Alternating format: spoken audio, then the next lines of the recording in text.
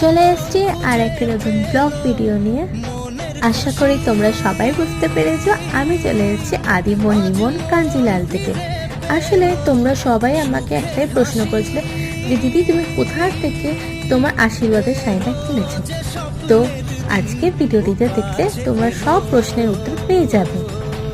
আসলে আমার খুব ইচ্ছা ছিল আমার আশীর্বাদের শাড়ি আর আমার বিয়ের শাড়িটা আদিমোহিনী মন কাঞ্জিলাল থেকে কিনতে, কারণ ওদের কালেকশন আমার খুব ভালো লাগে।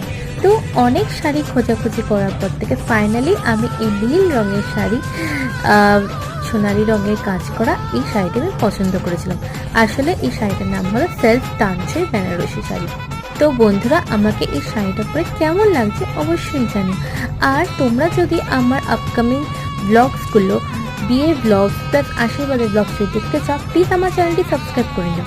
দেখা হবে পরে একটা নতুন ব্লগের সাথে।